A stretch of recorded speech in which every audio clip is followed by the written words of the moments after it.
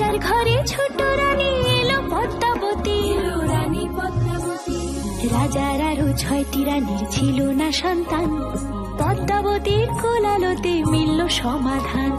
বছর যেতে জন্ম নিল 7 ছেলে 1 মেয়ে, হয় খুশির আকাশ হঠাৎ কালো মেঘে গেল ছেয়ে। হিংসেতে যায় জ্বলে পুড়ে বাকি 6টি রানী, যুক্তি করে ঘটায় ওরা 7 কুমারের হানি।